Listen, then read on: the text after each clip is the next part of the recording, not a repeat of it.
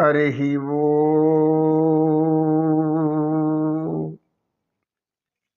నమో కృష్ణ, నమో కృష్ణ. శ్రీకృష్ణ యదుభూషణ. శ్రావణభూతి గురువు గారు సూత్రం చెప్పండి అన్న. రాజ్యం ఉంది.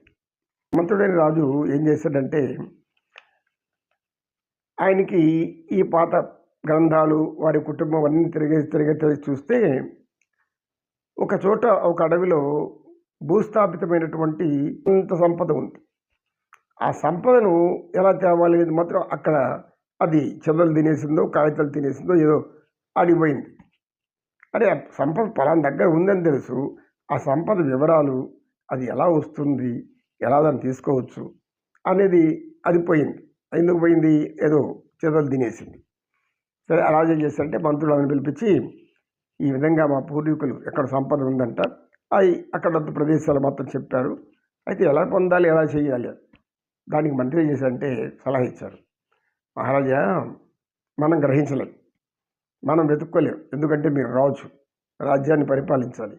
దానికోసం పోయి అక్కడక్కడక్కడ తిరిగి నానా అవస్థలు పడుతుంటే మీరు రాజు ధనవాసిపోయినాడు అనుకుంటారు, ధనాశ చేత రాజు అక్కడికి వెళ్ళాడు అనుకుంటారు. కానీ ఇది మీకు చెడ్డ పేరు అవుతుంది. కానీ దానికని మనం ఏం చేయాలి ఇప్పుడు అంటే, ఒక ప్రకటన ఇద్దాం, దండోరా వేసి ఎవరైతే అక్కడ సంపదను కనిపెట్టి తెస్తే వాళ్ళకి ఒక జాగిరు, భూదానం, అనంతమైన సంపద ఇస్తాము అని ప్రకటించండి. సాహసవంతులపై తెస్తాడు. ఇది సహజంగా అన్న దగ్గర ఉండేది అని అన్నాడు. రాజు బాగానే ఉంది, నచ్చింది, మనం పోవాల్సిన పని లేదు, మనం కష్టపడాల్సిన పని లేదు, మనం వెతుక్కోవాల్సిన పని కూడా లేదు, వాళ్ళు ఎవరు చేసి పెడతారు, తెలివి ఉండేవాడు దాన్ని ఇస్తే వాడికి కూడా మనం ఇవ్వచ్చు అనుకున్నాడు రాజు. వాళ్ళు అది విన్నారు. విన్న వెంటనే అనేక మంది ప్రయత్నం చేశారు, అనేక మంది సిద్ధమయ్యారు, ఒక్కొక్కరు వస్తున్నారు. అయితే ఇక్కడ చెట్టు కింద యోగి ఉన్నాడు కదా, ఆ దారిలోనే పోవాలి. ఆ యోగిని అడిగారు, గురువు గారు ఇక్కడ ఎక్కడ సంపద ఉందంటే ఆ పలానా చెట్టు, ఆ చెట్టు మీకు ఏమని తెలుసు అని. ఆయన యోగి కళ్ళు తెరిచి తెలుసు అన్నాడు. మరి అక్కడ ఆ సంపదను ఎత్తుకోవచ్చు అంటే ఎత్తుకోవచ్చు, ఏం కాదు అన్నాడు. మరి ఎలా దారి అంటే అది నాకు తెలియదు. అక్కడ చెట్టు మీద ఒక భూతం ఉంది, దాన్ని అడిగి చెప్తుంది. ఎప్పుడైతే ఈ యొక్క గురువు భూతం అన్నాడో వాళ్ళు అక్కడి నుంచి కట్టి కాకుండా మళ్ళీ వెనక్కి పారిపోయారు. ఇలా అనేక మంది రావడం, ఈయన అదే పని చెప్పడం, వాళ్ళు పారిపోయి మనకెందుకు స్వామి పోయి దానికోసమే భూతం నోట్లో పడాలా, భూతం మనం మింగేయాల అని వదిలేశారు. తర్వాత రాజుగారికి ఈ విషయం తెలిసింది. ఏంటి, అక్కడ భూతం కాపలా ఉందా? భూతం కాపలా ఉంటే దాన్ని ఎవరు తెస్తారు? భూత వైద్యులను పిలిపించాలి. సరే, పెద్ద పెద్ద భూత వైద్యులంతా పిలిపించారు. వాళ్ళందరూ చూశారు. చూసి, అయ్యా ఇంతమంది పోయి వచ్చారంటే ఆ భూతం సామాన్యమైనది కాదు, మేము కూడా దాన్ని ఏం చేయలేం అని వాళ్ళు చేతులు తీశారు.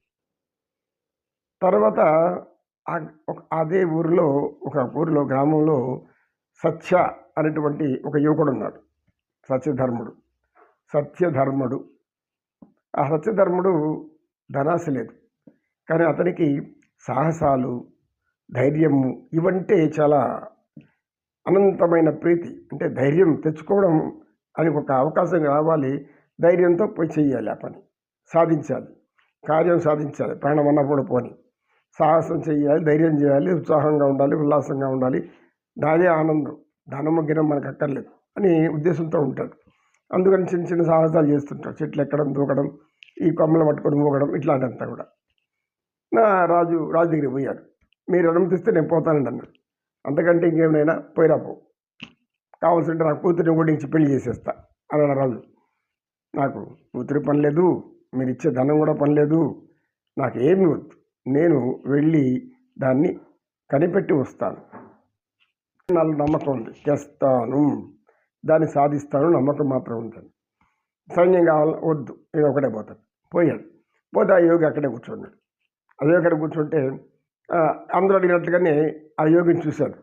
చూసి ఆ యోగిని అడిగాడు. ఆయన అదే జవాబు చెప్పాడు. అక్కడ ఒక భూతం ఉంది, దాని అడిగి చెప్తుంది ఎలా తీసుకోవాలా సంపదనని.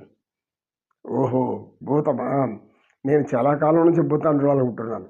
ఈ ఈ యొక్క భూత, ప్రేత, పిశాచ, యక్ష, గంధర్వ ఇలాంటివన్నీ ఎక్కడ కనబడతాయా అనుకుంటున్నాను. మీరు గురువుగారు సంతోషం నాకు. యోగి గారు మీరు చెప్పారు, నాకు ఆనందంగా ఉంది. అక్కడ ఆ భూతాన్ని నేను చూసి దాన్ని ఎలా ఉంది ఏం తెలిసి దాన్ని కూడా విచారించి దాని కథ కూడా చూసుకొని నేను అది ఏమన్నా మంచిదా చెడ్డదా, మంచిదైతే మన వైపు తిప్పుకుంటాను అని గట్టిగా అన్నాడు. అప్పుడు అక్కడ కూర్చున్నటువంటి ఆ యోగి అన్నాడు, ఆయన అక్కడ భూతం లేదు, ఏమీ లేదు. ధైర్య సాహసాలు ఎవరికి ఉంటుందో వారు మాత్రమే దాన్ని తాకాలని పూర్వీకుల నిర్ణయం. ఆ రాజుగారి పూర్వీకుల నిర్ణయం. నేను అప్పటి నుంచి కూర్చొని తపస్సు కృష్ణం వందే జగద్గురు.